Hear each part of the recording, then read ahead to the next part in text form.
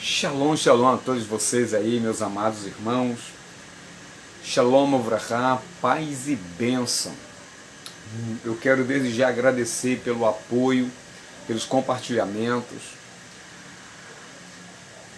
por tudo aquilo que eu tenho visto, pela colaboração de cada um de vocês, direto ou indiretamente, que tem contribuído para o crescimento espiritual, tanto da minha vida, como o crescimento espiritual de outras vidas.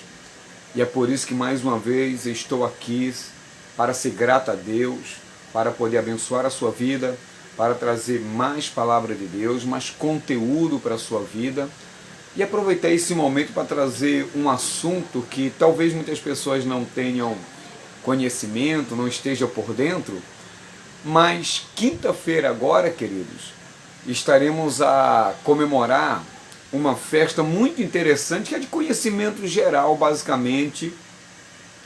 Se não é, vai passar a ser, que é a festa de Purim, que vai ter início agora quinta-feira desta semana, e vai até sexta-feira, ou seja, começa na quinta-feira à noite e vai até sexta-feira à noite. Essa festa não é uma festa conhecida em hebraico como Yom Tov, ou seja, não é um dia festivo bíblico ordenado por Deus, mas é um dia que o próprio Deus permitiu e deixou que o povo legislasse sobre o não fazer ou fazer essa festa que nós conhecemos e é tão falada como a festa de Purim. Inclusive ela é até conhecida como o carnaval judaico, quando na verdade pode até parecer uma festa de carnaval, mas não é.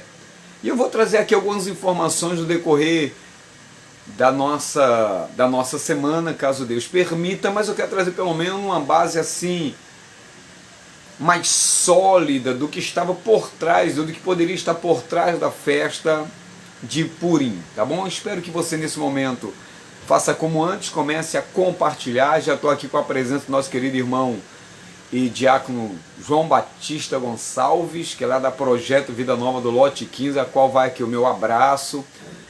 Também tem aqui a nossa irmã, que eu não estou conseguindo identificar, mas se eu não estou equivocado, a minha querida irmã é lá do pastor Murilo, da Assembleia do Deus de Abraão, também no Lote 15, a qual deixo aqui o meu abraço, o meu carinho, e estendo e peço que vocês levem a extensão do meu abraço, do meu carinho, do meu respeito aos seus pastores, tá bom? E vai aí compartilhando, volto a repetir, vai aí espalhando essas boas novas, tá? Essas palestras, esses ensinamentos, queridos, ela tem a participação voluntária de algumas pessoas que depois eu estarei, caso elas me permitam, estarei divulgando os nomes dela, que elas acabam de uma certa forma contribuindo, tá? Elas estão abençoando o ministério Chama Eterna, elas colaboram, elas doam alguma quantia financeira dentro daquilo que Deus coloca no coração delas, para que eu tenha tempo hábil, para que eu possa também me dedicar aos estudos e trazer, não é conteúdo, mas trazer conhecimento, sabedoria. Nós não estamos aqui obrigando ninguém a fazer o mesmo, a não ser que sintam no coração. O valor é Deus que coloca, o patrocínio é Deus que pega as pessoas, que escolhe as pessoas, que toca essas pessoas, para que eu pretendo ter muito mais tempo para trazer mais conhecimento. Você não é obrigado a acreditar em tudo que eu trago como conhecimento, mas você pode agregar, você pode crescer em graça, em conhecimento. Por isso que a Bíblia vai dizer que nós devemos crescer primeiro em graça e depois em conhecimento. É a Kadosh Baruch Hu, é Deus que nos permite conhecermos, como Paulo também afirma que nós devemos conhecer e reter aquilo que é bom para as nossas vidas.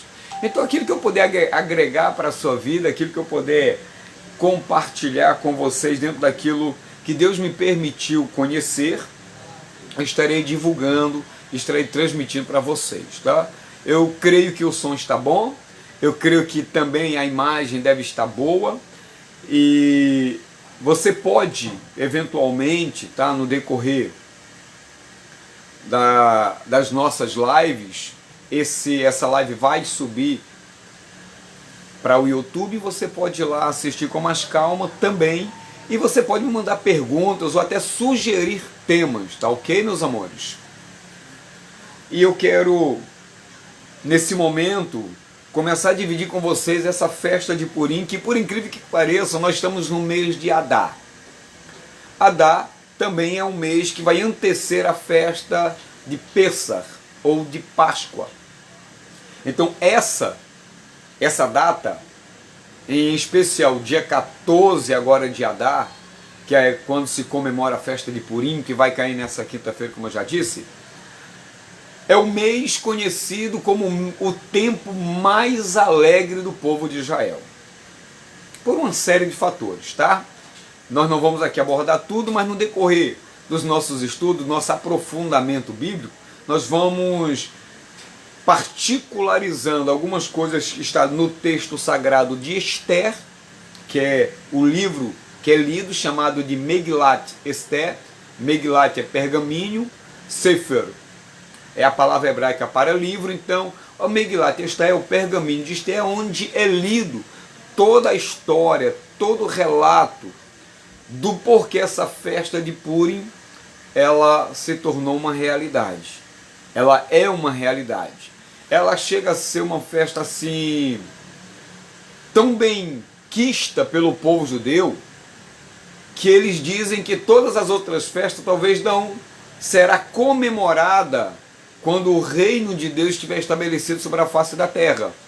Mas a festa de Purim, ou de Purim, como alguns chamam, esta será comemorada eternamente. Claro que isso é uma opinião judaica, e como eu disse, eu estou aqui dividindo com vocês esse conhecimento.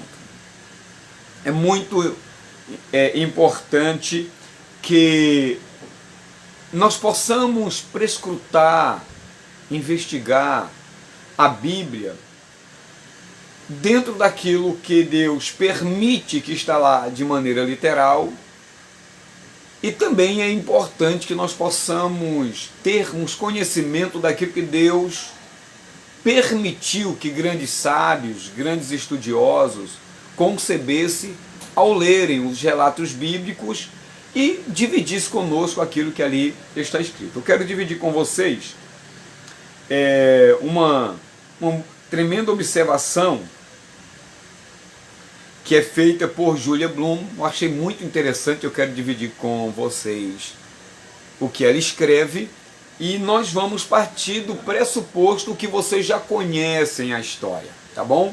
Eu vou tentar trazer alguns dados novos, mas eu quero que você tenha bastante calma e paciência. E à medida que você for entendendo, você vai apertando lá o like, enviando aqueles coraçãozinhos, que eu vou entender que você está compartilhando comigo o seu entendimento do que está sendo dito a você. Então vamos lá. Ela vai dizer assim, ó, a história de Purim, ou de Purim, o mal revertido. Eu acho isso fantástico. Só o título já dá margem para a gente mergulharmos, pelo menos de uma maneira menos profunda, e perceber que Deus é perito em transformar as dificuldades que qualquer ser humano possa passar em algo grandioso lá na frente. Deus é perito em pegar a maldição e, devido ao arrependimento legítimo de uma pessoa, transformá-lo em bênção.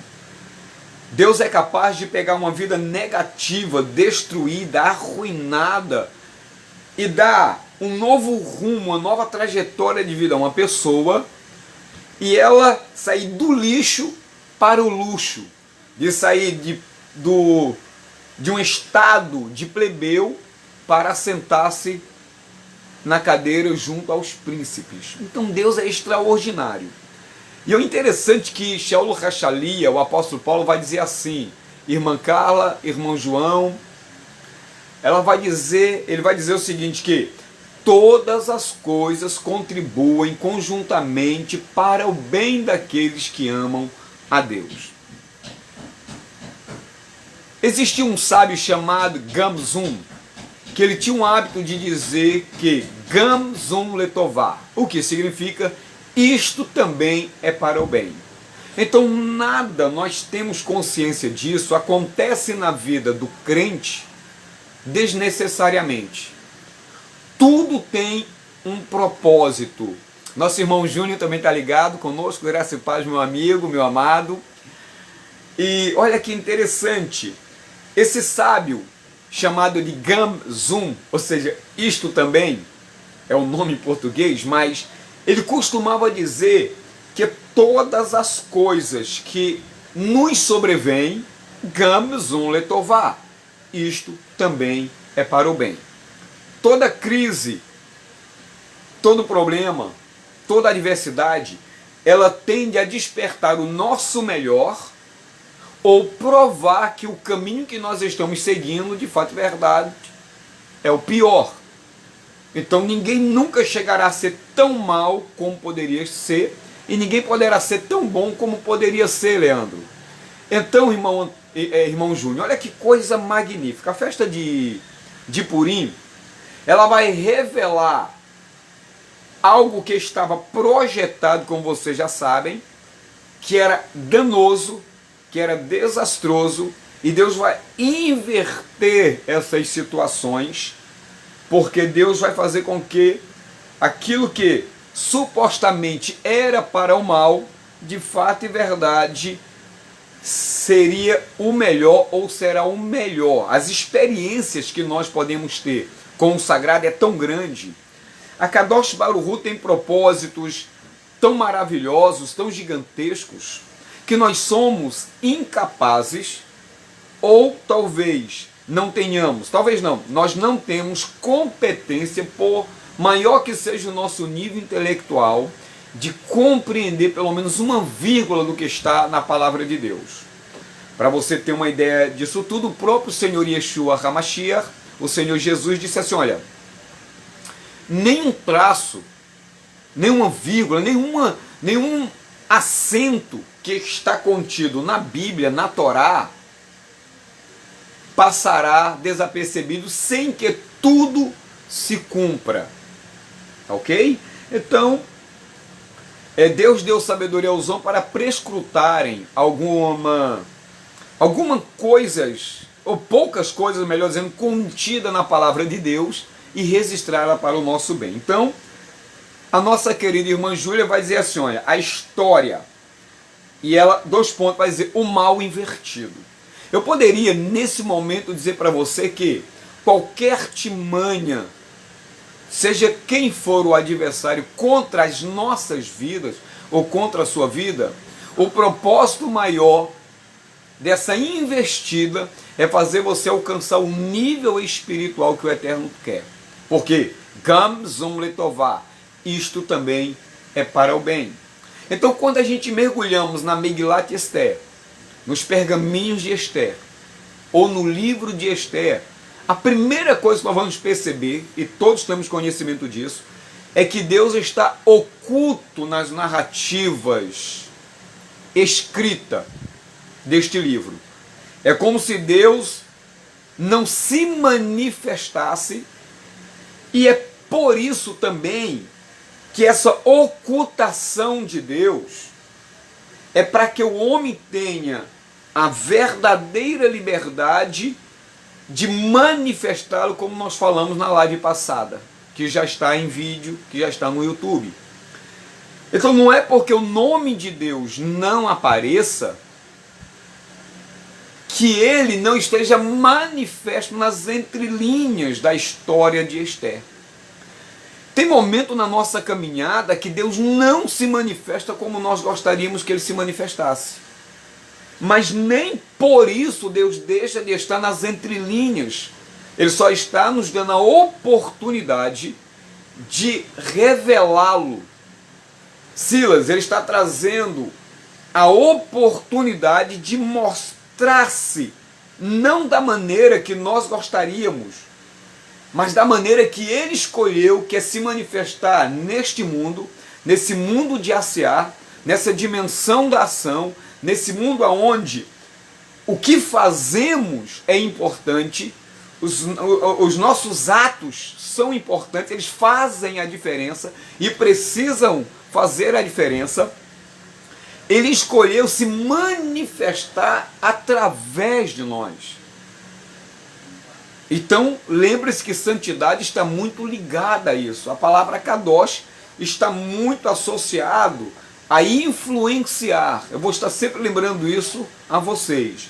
Então, kedushá está relacionado a uma manifestação de Deus, a manifestação que Deus escolheu se manifestar através de nós, por nós, em cada ato, em cada palavra, em cada pensamento, em cada gesto, em cada conselho, a cada momento que nós ouvimos, e assim sucessivamente. Obrigado, meu irmão Silas. Deus continue abençoando também a sua vida, meu queridão. Então, sem mais observações no momento, vamos adentrar no que a nossa irmã postou para nós. Suponho que todos vocês conheçam a história. O povo de Israel foi expulso da Terra Santa, todos sabemos disso. Muitos judeus se estabeleceram nas diferentes cidades do Império Persa. Lembre-se que aqui nós estamos falando daquele momento onde Nabucodonosor vai, invade Jerusalém, faz as deportações necessárias. Num segundo momento ele invade Jerusalém novamente, destrói o templo e traz uma segunda remessa de judeus para a Babilônia, para aquela região, e a partir desse momento o povo de Israel passa a viver naquelas regiões. Só que o tempo vai passando, Nabucodonosor morre, outros imperadores vão se levantando, e nesse momento aqui nós estamos falando de Assuero, que ele assume o papel de imperador de 127 províncias. Ele vai de um extremo ao outro, sendo o grande imperador. Ele era realmente o dominador do mundo da sua época. Ele casa com Vasti, que nada mais nada menos é neta, se eu não estou equivocado, de Nabucodonosor. Ele tem um grande poder aquisitivo, ele tem um grande poder político, ele galga os degraus necessários, ele não é rei por direito, ele não é imperador por direito, mas ele assume o império. Justamente ao assumir o império, ele tem esse relacionamento, ele casa com a neta de Nabucodonosor e ele passa então a ter nas mãos 127 províncias, e ele governa com uma habilidade, com uma destreza incrível. Alguns moravam na capital da Pérsia, que era Suzã. O rei do Império Persa, o imperador Assuero, estava procurando uma nova esposa. E, portanto, a bela Esther, tão conhecida como Hadassa, órfã criada por seu primo, um judeu devoto chamado Mordecai, tornou-se uma rainha deste império mundial. Nós já sabemos a história, estou partindo do pressuposto que nós já conhecemos a história. Mas olha que coisa interessante, é natural a gente ver quando as pessoas estão falando de Esther e se refere a Mordecai ou a Mardoqueu. É natural que alguns digam que Mardoqueu era tio de Esther, quando na verdade ele era primo de Esther. Ele simplesmente passa a ser um pai adotivo de Esther quando o tio dele morre. Então Esther fica órfã de pai e mãe. Esse pai de Esther era tio de Mordecai, né, que é Mardoqueu. Mardoqueu vai então, assume de uma certa forma Esther como filha, mas na verdade, de maneira legítima, Mordecai, ele é primo de Esther. Só você ler lá o capítulo 2 de Esther, se eu não me engano, capítulo 2, versos 5 e 7, e logo depois o verso 15, que você vai ter a explicação disso que eu estou dizendo. Outra coisa interessante também que eu preciso aqui falar para vocês. Assuero, ele, você sabe da história, ele chama a sua esposa Vasti, que estava em reunião com as princesas, com as mulheres dos nobres, em um local à parte, quando ele decide dar uma festa, de mais ou menos quase 6 meses, se eu não me engano, é 6 meses mesmo. E ele agora, depois de 7 dias de festa, ele quer apresentar ao seu público masculino, que está ali dividindo com ele aquela festa, a sua esposa Vasti.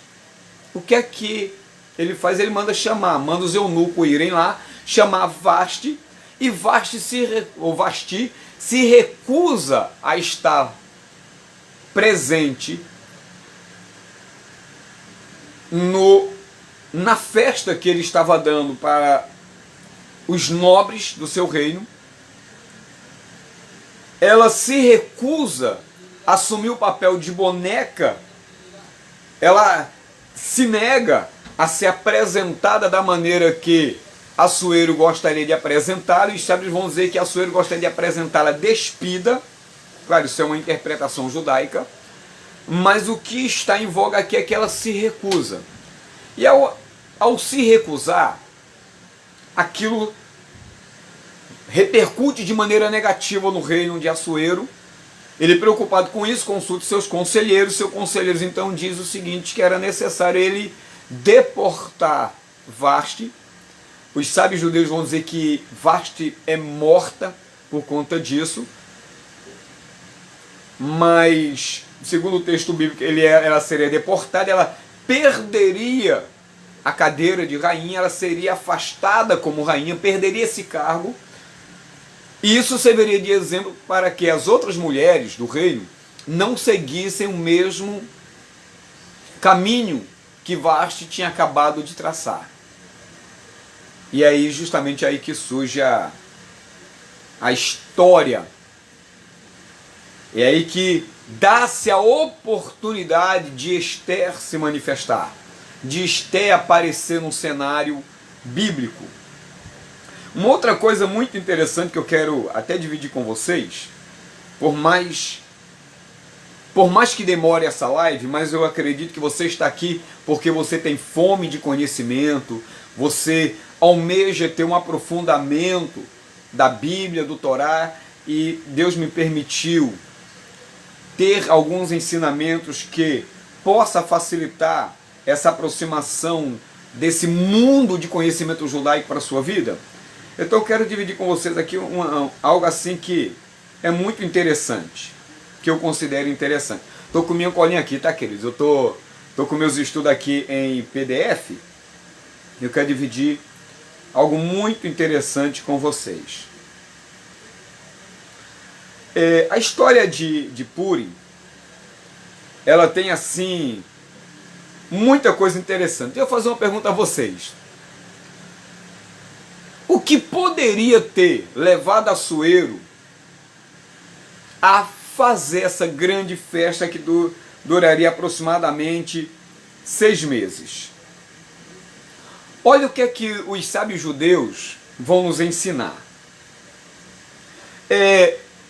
O nome Assuero em hebraico é Hashverosh.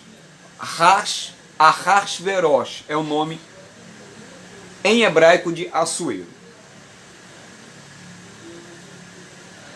Ele vai sentar lá no livro de Esther, no capítulo 1, verso 2, ele vai sentar no trono real. E os sábios vão dizer uma coisa muito interessante. Deixa eu abrir meu PDF aqui para vocês. Diz assim, olha. Desde que Ahasverosh proclamou-se rei da Pérsia, decidiu utilizar o trono. Agora, que trono era esse? Ele vai sentar no trono. Existe um trono na Pérsia. Só que quando ele se declara rei, quando ele anuncia que ele é o rei da Pérsia, que ele é o novo cabeça dessas 127 províncias, ele vai sentar no reino, no trono. E que trono era esse? Era justamente o trono que o grande Shelomo Hamelech construiu, ou seja, que Salomão, o rei Salomão construiu. E olha o que é que eu vou ler para vocês aqui. Esse trono do rei Salomão, na verdade, ele foi assumido desde Nabucodonosor como um despojo, como recompensa de guerra. E olha o que os nossos amados irmãos erudinos nos ensinam. Este trono era o mais maravilhoso sobre o qual um rei jamais se sentara. Era construído de marfim, recoberto de ouro, encrustado de rubis, safiras, esmeraldas e demais pedras preciosas que lançavam faíscas multicoloridas. Ou seja, sabe, é mais ou menos assim. Quando alguém gosta de um show, a gente vê aquelas luzes de pirotecnias. Era mais ou menos isso, que pelo menos é assim que eu entendo, que o trono do rei Salomão era. Era algo maravilhoso, era algo gigantesco. Era algo assim que iluminava, sabe, que saía... Era um show de pirotecnia da época. Era algo extraordinário. Possuía 6 degraus, e cada um deveria recordar um dos 6 mandamentos especiais que um rei de Israel deveria cumprir. Estava esculpidos em cada degrau 2 animais em ouro com face voltada um para o outro. No primeiro, um leão e um boi. No segundo degrau, um lobo e um cordeiro, ou melhor, um carneiro. No terceiro, um tigre e um camelo. Já no quarto, uma águia e um pavão. No quinto, um gato e um galo. No sexto, enfim, um falcão e uma pomba. Na parte superior do trono, uma pomba segurava em seu bico um falcão, ambos de ouro. Olha que coisa interessante. Eu não vou aqui me deter porque não é isso, não é o foco do nosso estudo. Eu estou trazendo como complemento. Quando o Assuero vai subir no trono, ele tem essa ideia que foi desenhada pelos sábios. Então era algo gigantesco. Também esses degraus, ele apresentava principalmente a responsabilidade do rei fazer um translado da Torá. Para quê? Para que essa Torá estivesse com ele em todo momento, para que ele fosse sábio o suficiente para julgar o seu povo. Era uma forma de consultar a Deus, claro, é uma das formas de consultar a Deus, e ele tinha que ter esse rolo, ele precisava ter esse pergaminho para que ele não se perdesse no julgamento. Isso é tão sério que a palavra de Deus vai dizer que os mandamentos do Senhor dão sabedoria aos homens. Mas vamos continuar aqui que tem alguma também interessante. Ainda descrevendo o trono de Salomão. Na parte lateral sobre o trono encrustava-se uma esplêndida menorá, ou seja, aquele castiçal de 7 braços, ornamentada com taças, botões e pétalas de flores, tudo em ouro puro.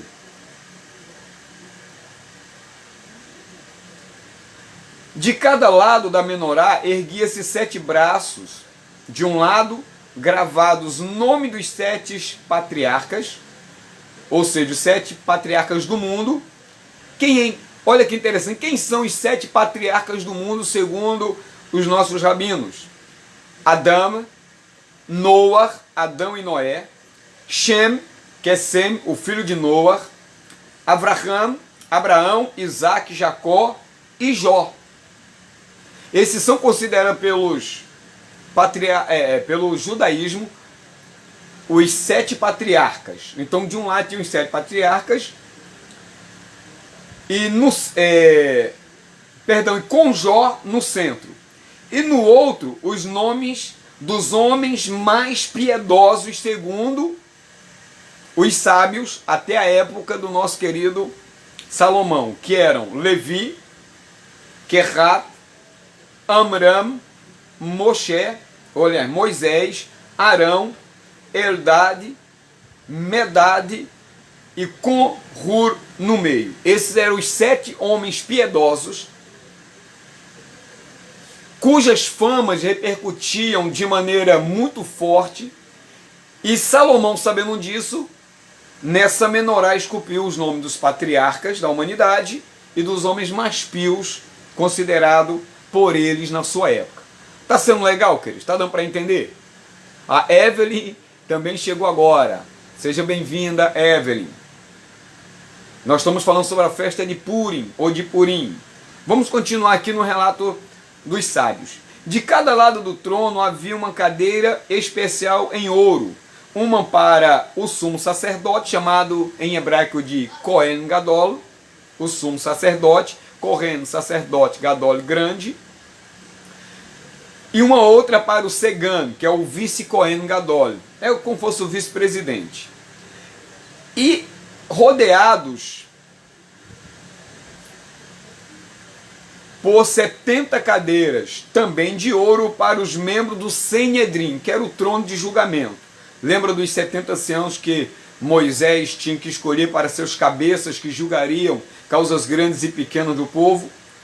É isso aí. Esse Senedrim significa a Corte Suprema de Justiça, que determinava o que aconteceria com os transgressores, ou como criariam cercas para proteger as pessoas, não transgredir a lei e assim por diante. E também havia 24 vinhedos de ouro formando uma cúpula sobre o trono. Quando a Bíblia vai falar que Salomão era o homem mais sábio do mundo, é importante nós destacarmos que ao seu redor também havia homens com sabedorias espetacular. Homens com uma vida pautada, com uma vida construída, com toda a sua vida vivida para Deus e cheio de experiência. Eram homens sábios.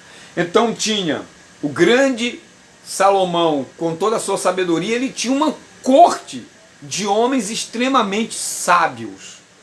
Tá? Por isso que ele vai dizer que ensine ao sábio e ele se tornará mais sábio.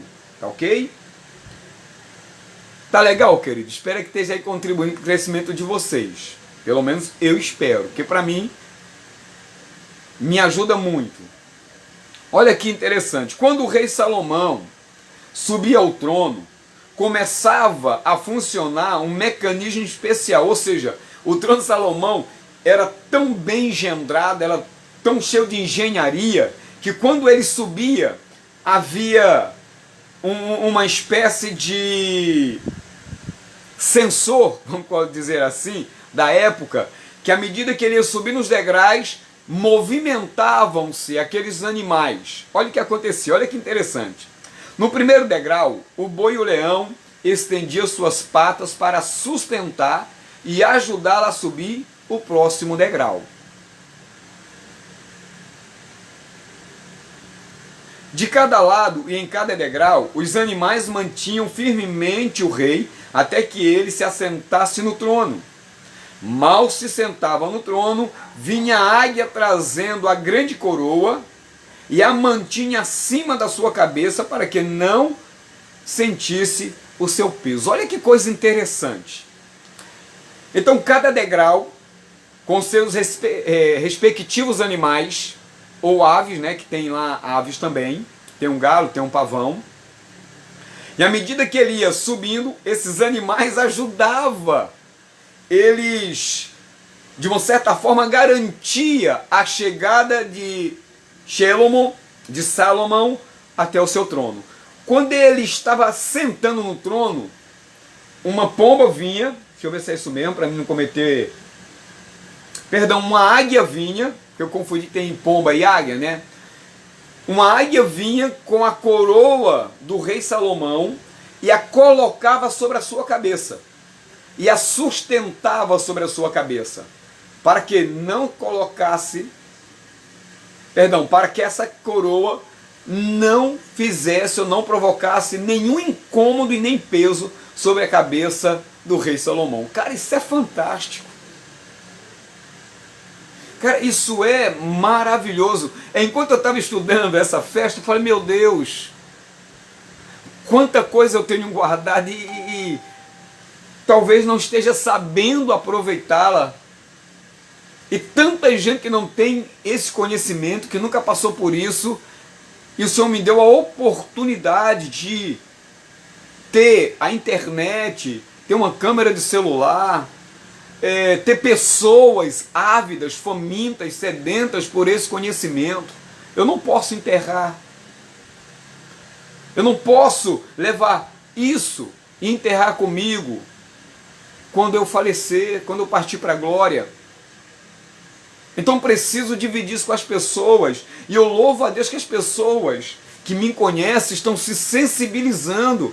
Elas estão me procurando. Eu louvo muito a Deus porque algum tempo atrás eu me sentia a pessoa mais incapaz, a pessoa com a maior auto-baixa estima que alguém conhecia, o que alguém pudesse conhecer. Eu me sentia um lixo, uma pessoa incapaz, um fracassado.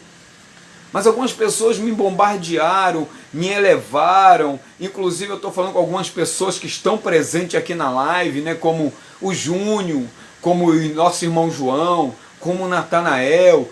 Pessoas que olharam para mim, Deus as tocou e elas dão condições, me dão ferramenta. E a maior condição, a maior ferramenta é estar assistindo. Ou talvez não assista tudo, mas vai assistir lá na frente, vai compartilhar, vai comentar, vai fazer pergunta e vai se tornar mais um aluno, não meu, porque eu também sou aluno, mas mais um aluno da Bíblia e de tudo aquilo que Deus nos permitiu crescermos em conhecimento para a glória dele. Por isso que eu louvo a Deus pela sua vida.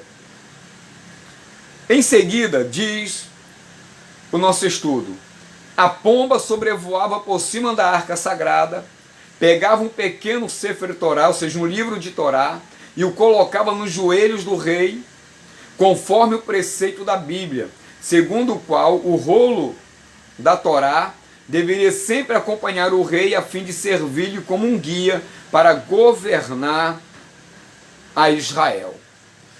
A águia colocava a coroa e a pomba vinha com o rolo da Torá. Olha que coisa interessante.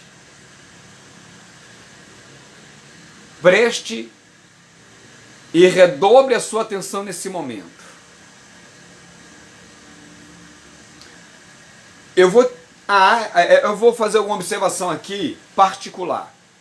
É um conceito meu, foi algo que, não é um conceito, perdão, foi algo que me ocorreu e eu quero dividir com vocês. E vocês podem concordar ou não. A Bíblia vai dizer que, presta atenção, deixa eu procurar bem as palavras. A Bíblia vai dizer o seguinte: que nós somos um reino de sacerdotes reais.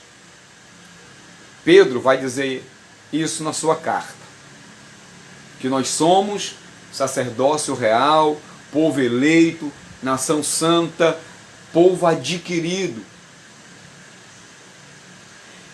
A Bíblia também vai dizer que nós somos escolhidos para isso. Cristo é o Rei dos Reis. Opa! Se Ele é Rei dos Reis, então nós temos e receberemos no Olam Rabá, no Porvir, quando Deus vir com o seu reino sobre a terra, a coroa. Pode ser a coroa de vida. Se a águia é uma figura que representa Deus, Deus, vamos colocar dessa forma, irá nos coroar em Cristo Jesus. Olha que coisa tremenda. Uma águia vinha e colocava a coroa sobre a cabeça de Salomão. Após isso, uma pomba pegava o rolo da Torá e colocava sobre os joelhos do rei Salomão, para que ele cumprisse os mandamentos e que ele pudesse governar de maneira adequada o povo que não era dele, mas sim o povo de Deus. Quando essa pomba pega um rolo da Torá e coloca sobre os joelhos do nosso querido Salomão, de quem Do que te lembra isto? O que é que te traz à memória esse relato? Olha o que Jesus disse. O Espírito Santo do Senhor virá sobre vocês e vos fará lembrar de tudo o que eu vos tenho dito. Ele, o Espírito Santo, que é simbolizado pela pomba, né? Ela desceu em Pentecostes como? Ou em forma. A ideia que as pessoas tinham era de um pombo descendo naquele momento sobre cada um daqueles que ali estavam. E que esse mesmo Espírito nos guiaria, nos conduziria em toda a verdade. Olha que impressionante. Olha que coisa maravilhosa. Olha que coisa espetacular. Eu não tenho adjetivos para descrever o que eu estou sentindo e o que eu estou transmitindo para vocês, e espero que esteja sendo bendita para você. Ou seja, que você esteja de fato e verdade compreendendo. A palavra Ruach HaKodesh, que é o Espírito do Santo, que é o Espírito de Deus, que nós chamamos de Espírito Santo, é o insuflar, é o soprar, melhor dizendo, de Deus sobre nossas narinas, e nós respiramos, né? Nós pegamos esse Ruach HaKodesh, colocamos lá dentro de nós, e ele nos guia em toda a verdade. Ou seja, nós precisamos, de fato e de verdade, conhecermos muito bem a vontade de Deus no Velho e no Novo Testamento, porque como reino sacerdotal, como reis e sacerdote do Eterno, coroados por Cristo Jesus, ou em Cristo Jesus, já que ele está sentado à direita de Deus, e nós estamos assentados, como diz Efésios, capítulo 1, nós estamos assentados nos lugares celestiais com Cristo, possamos proceder de maneira legítima neste mundo. Aí sim, é verdade o que diz que nós somos príncipes e princesas do Senhor desse mundo. Nós não somos reis, nós somos príncipes e princesas, e como tais precisamos conhecer muito bem a palavra de Deus, a palavra da verdade. Entenderam o que eu disse? Se sim, dá aquele like ou aqueles corações e vamos continuar, que o nosso tempo está acabando.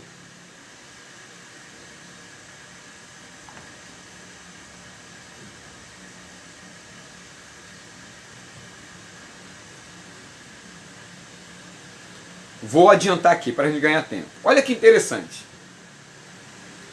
Esse trono era um trono tão pomposo, sabe? Era, eu vou usar um linguajar bem jovial, era tão extravagante que não só a fama de Salomão percorria os reinos, como também o trono de Salomão. Olha o que os nossos sábios nos ensinam. Todos os reis e príncipes daquela época falavam do trono do rei Salomão e vinham admirar sua beleza e engenhosidade. Posteriormente, aqui ele vai começar a narrar algumas coisas interessantes sobre esse trono. Posteriormente, quando o faraó Nerre, eu ainda não sei se é Neco, mas era um faraó que invadiu o país de Judá e apossou-se do trono.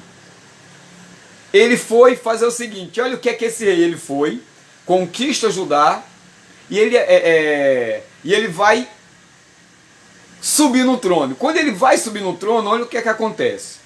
Quando o rei Nerre coloca o pé no primeiro degrau, lembra que quando o rei Salomão estava subindo, a todos aqueles animais representados ali no que foi esculpido naquele trono, ajudava, contribuía para que Salomão chegasse em segurança ao trono.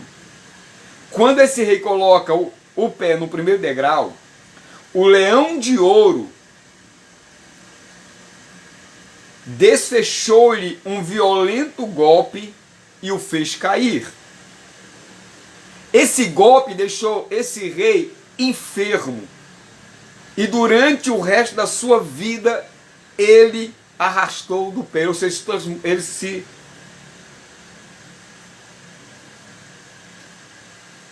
ele ficou manco. Olha que coisa impressionante. É como que aqueles degraus reconhecessem, vou colocar entre aspas, a impressão digital da sandália de Salomão. E se Salomão subisse descalço, reconhecia as impressões digitais do pé de Salomão e então atuava engenhosamente da forma que atuava.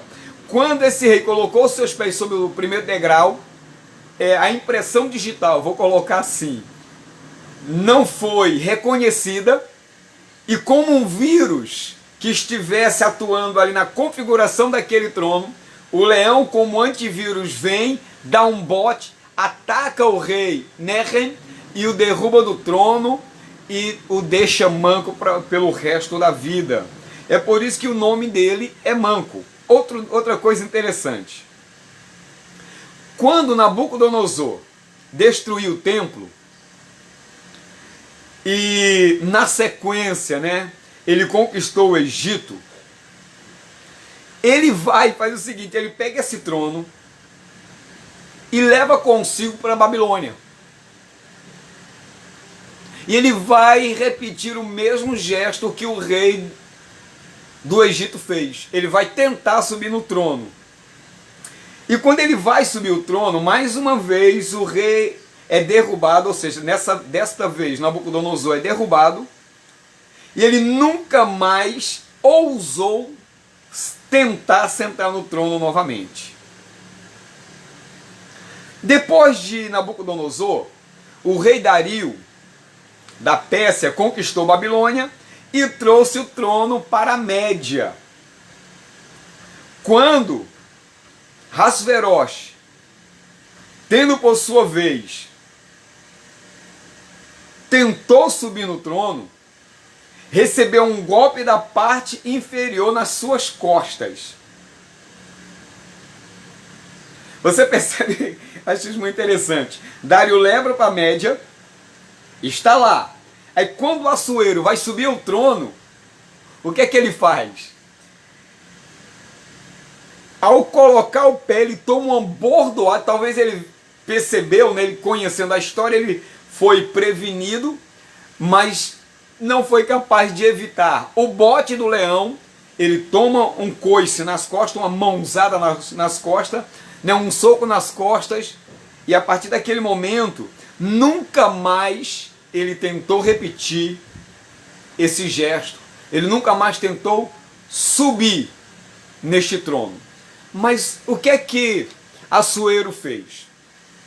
Ahasverosh, ele vai fazer o seguinte, ele vai mandar os seus engenheiros fazer um estudo completo, um estudo bem apurado de como funcionava aquele trono, o trono de Salomão, e ordena que os seus engenheiros construa um trono semelhante ou mais próximo possível daquele que Salomão fez.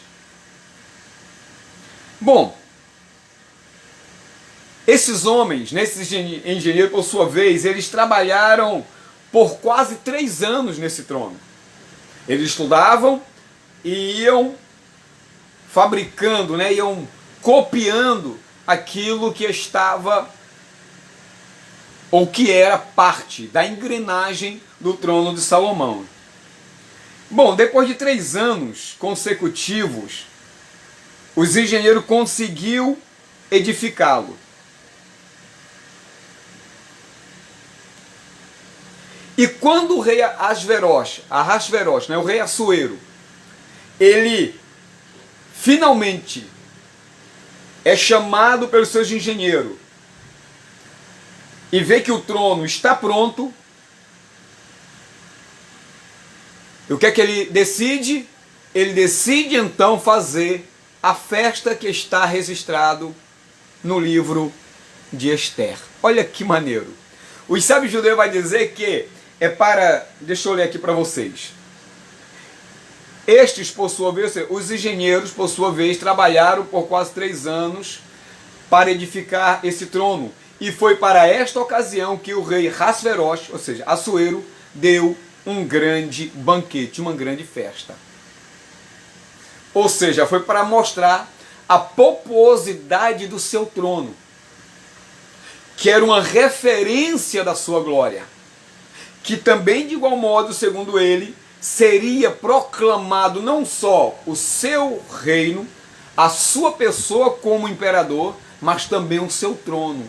De uma certa forma, ele estava querendo apagar, ofuscar aquela fama do trono do grande rei Salomão. Ou talvez, penso eu, que ele quisesse mostrar o seguinte, que os outros reis que tentaram subir no trono e foram inibidos, foram proibidos, não conseguiram tal ato, não conseguiram alcançar tal objetivo, ele queria provar que ele seria capaz e que ele era o cara. Isso aqui são observações particulares minhas. Legal, queridos? Claro que eu estou trazendo aqui a cultura judaica, de como eles veem o texto, o que é que eles elaboram, como é que eles enxergam. E eles, queridos, sabem muito mais do que qualquer um de nós. Deu para entender? Eu não sei quanto tempo temos aí a nossa... Já estamos partindo para a reta final, não quero me alongar muito. Alguém poderia aí me dizer quanto tempo nós temos já de live, queridos? Então são essas coisas que eu fico assim admirado. E eu estava olhando e falei, meu Deus, né? Às vezes nós temos oportunidade de pregar, mas não temos a oportunidade de trazermos esse conteúdo. Eu não estou aqui pedindo que você acredite nisso ou não, mas olha como o nosso arcabouço intelectual aumenta. Porque nós estamos trazendo a visão de sábios judeus que prescrutam isso há séculos. Afinal de contas, é a história deles. Então, o que é que ele faz? Ele, vamos colocar de certa forma, vai inaugurar o trono que ele construiu, que é muito idêntico ao de Salomão, e ele vai dar uma festa de 6 meses. Parece que é 180 dias, se eu não me engano, mas ele vai dar uma festa de aproximadamente 6 meses. Então, ele está lá no trono, ele está lá sentado no trono que ele mesmo construiu, talvez não com a mesma beleza, não, acredito que não, mas aí ele agora quer trazer a rainha Vasti, que era a mulher mais linda, mais bonita daquela região, para apresentar aos seus súditos, aos seus nobres. E é justamente nesse momento que Vasti disse, não, de maneira nenhuma. Eu não aceito isso, ela vai ser deportada. E nesse momento aí ela vai fazer o quê? Ela vai ter que... Perdão, ele vai ter que fazer o quê? Ele agora vai ter que escolher uma outra mulher,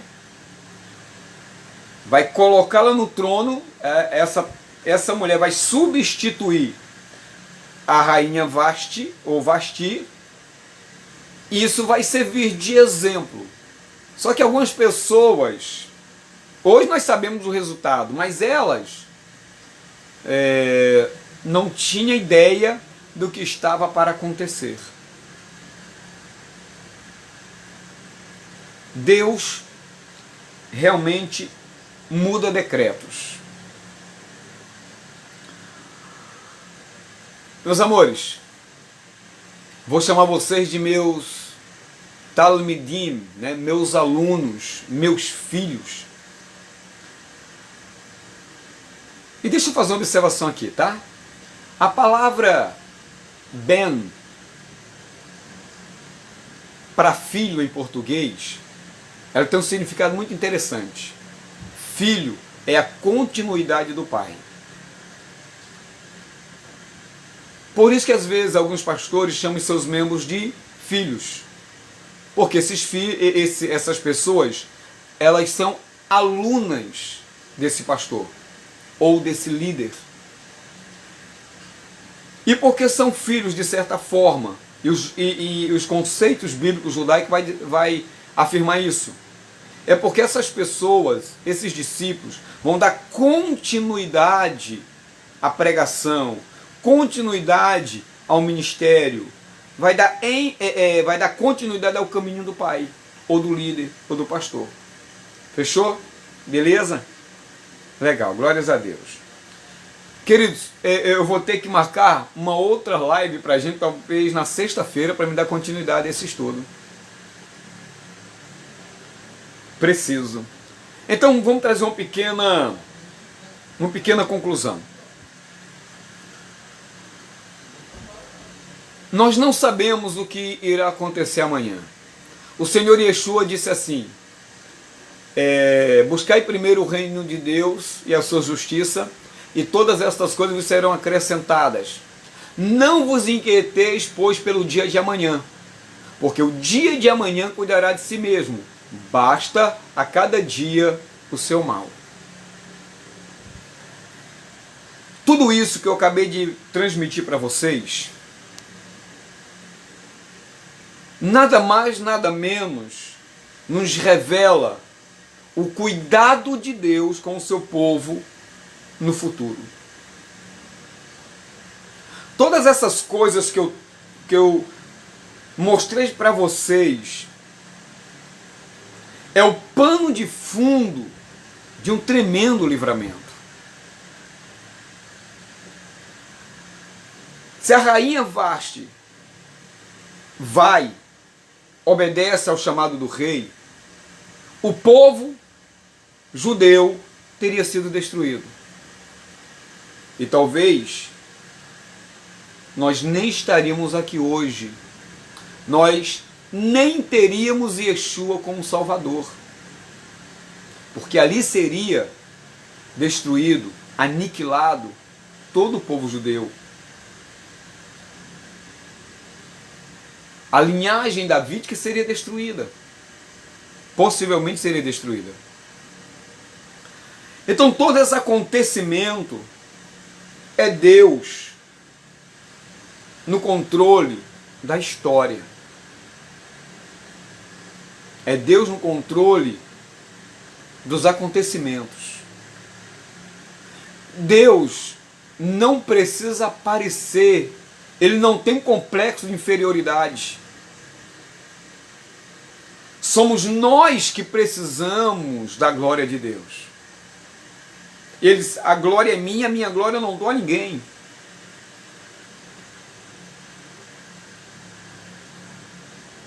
Se Vasti vai, Esther não seria o canal de livramento, penso eu, para o povo de Israel. Gamos letová. Isto também é para o bem. Quando Ahasverosh, Assuero, decide construir aquele trono, não se esqueça que aquele trono de Salomão era um trono de justiça. Era o trono de julgamento. Ali estava Salomão, ali estava o sumo sacerdote, ali próximo ele se assentava também o vice-sacerdote. Ali estava os anciãos do Sanedrim, que julgavam o povo. Mesmo que Asverosh estivesse fazendo, mesmo que a senhora estivesse tentando mostrar uma coisa que ele não era, mas ele estava agindo de acordo com o propósito estabelecido no reino celestial. Sabe aqueles planos eternos que Deus tem antes da fundação do mundo? Deus estava trazendo um deles naquele momento, naquela época, para aquela época, para que nós estivéssemos aqui ouvindo isso eu estivesse falando isso, vocês estivessem ouvindo isso e nós juntamente estivéssemos aprendendo dessa forma. Nós só temos no momento 2 pessoas ao vivo comigo. Porque Deus quer nos revelar isto neste momento. É uma revelação nossa no momento. E para aqueles que assistirão até o fim. A Bíblia vai dizer que é melhor o fim do que o início de uma coisa. Algumas pessoas perdem muito das bênçãos porque ela não tem paciência de continuar assistindo. Tem muita coisa em volta tirando a sua atenção. E era aparentemente isso que estava acontecendo naquele momento, enquanto muitas pessoas estavam se divertindo com a festa de Açoeiro, estavam desapercebidas, Deus estava trabalhando no futuro do seu povo. E você está entendendo o que eu estou falando? Você não sabe o que vai acontecer daqui a um mês. Você não sabe o que vai acontecer daqui a um ano. Nós não sabemos o que vai acontecer com essa nova fase desse novo vírus, dessa mutação. Mas Deus está trabalhando em prol e para o bem do seu povo. Deus está conduzindo a história não do meu jeito e não do teu jeito, não do jeito que a humanidade quer. Cada acontecimento tem o controle do Eterno, tem o direcionamento da Kadosh Baruch Hu. A Bíblia diz que a terra se encheria do conhecimento de Deus, e eu sou uma pequena gota dentro de uma gota, que essa gota faz parte de uma outra gota, dentro de tantas outras gotas, para compor uma gota de um oceano. Eu sou um Zé Ninguém. Eu sou um borra-botas comparado à intelectualidade de muitos homens por aí. Mas e daí? Eu não posso me privar de ser o que eu preciso ser para a glória de Deus, e você também não pode se privar. Eu estou encerrando essa live e eu vou dar continuidade, porque eu sei que você ficou interessado em ter mais conhecimento a respeito dessa festa, e nós vamos aqui trazer muito conhecimento, muito conteúdo. Por isso que geralmente eu faço dentro de um horário, para que as pessoas que talvez nesses dias tenham culto possam estar comigo, possam estar acompanhando. E eu peço que você, queridos, quando estiver no YouTube, divida isso para a galera. Se você quer compartilhar, se você quer dividir, se você quer, aí eu vou fazer aqui um pedido, se você quer contribuir financeiramente, fique à vontade, entre em contato conosco, como um dos irmãos que está conosco aqui, já faz parte desse ministério, que contribui com esse ministério, que tem pedras preciosas sendo preparadas para ele nos céus, fazem. Então Deus está trabalhando na tua história como está trabalhando na minha. Você nunca imaginou ouvir o que você ouviu hoje. Você nunca imaginou aprender o que aprendeu hoje.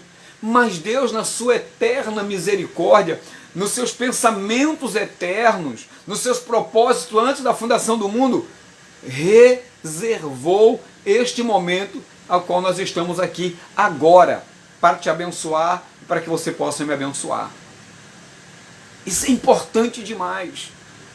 Às vezes nós estamos separados pelo espaço físico, mas olha a bênção da internet, olha a bênção do Facebook. Por isso eu estou até, querido, aprendendo a manusear. Eu quero manusear bem o Telegram, porque lá tem ferramentas que vai me dar mais condições de abençoar a sua vida. Por isso que eu peço para você, se você não tem um Telegram, coloca o Telegram aí no seu celular, porque eu vou adicionar você, e nós vamos, querido, eu quero ser uma bênção na sua vida, e eu preciso que você seja também uma ferramenta de bênção na minha vida e na vida da minha família.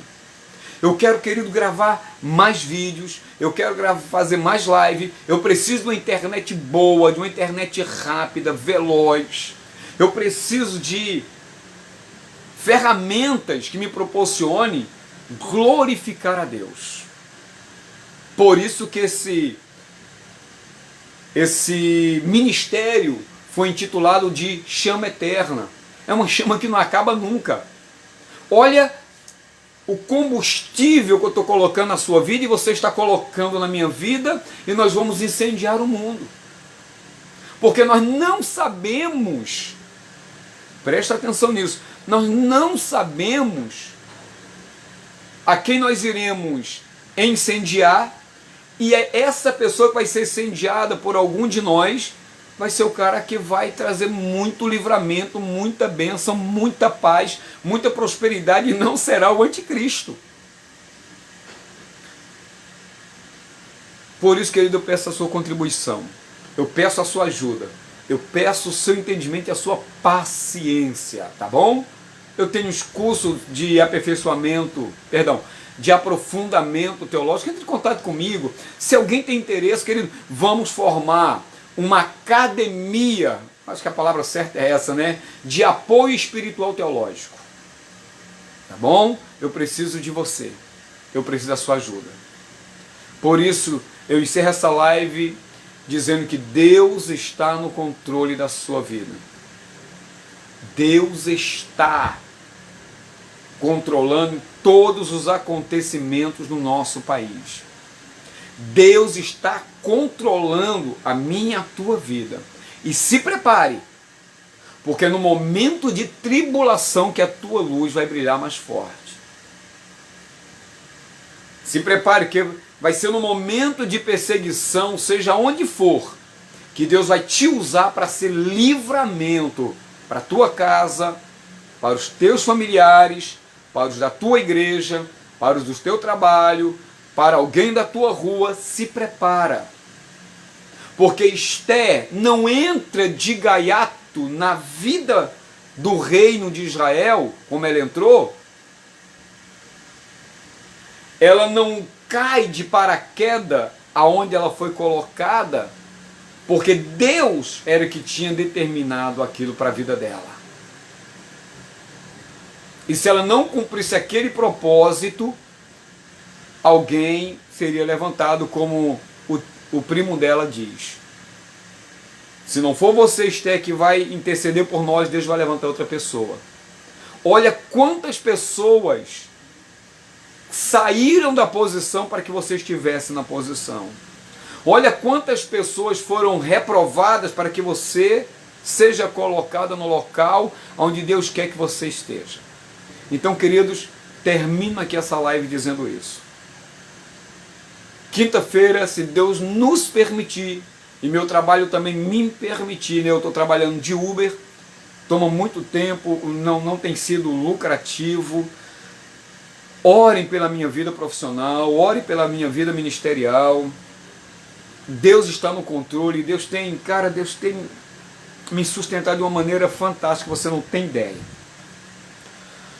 E quinta-feira, se Deus nos permitir, estaremos aqui, dando continuidade até no dia de Purim, nos aprofundando mais em tudo isso, tá bom? Querido, me perdoe o meu gaguejo, me perdoe a minha falta de eloquência.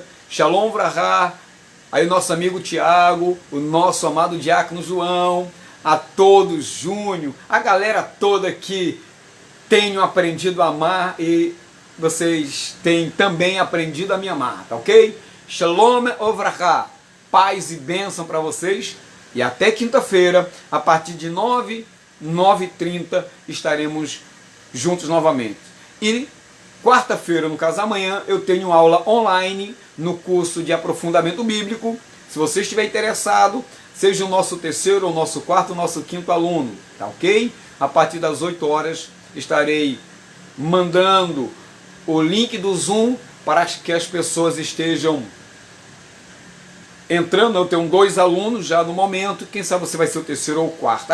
E eu já tenho uma terceira aluna, tá? Eu já declaro que eu já tenho uma terceira aluna. E amanhã eu estarei mandando o link. Eu preciso que vocês baixem o Zoom, tá? O aplicativo Zoom. E eu quero até dizer aí ao Tiago, tá? Que eu vou mandar esse endereço para vocês. Quem quiser, pastor, eu quero participar de uma aula sem compromisso, posso? Pode sim. Me manda o comunicado, me manda o pedido que eu mando para vocês, tá bom? Querido, sem mais delongas, shalom, vrachá, paz e bênção. Fui! Você é uma chama viva que vai acender muitas outras chamas que estão apagadas.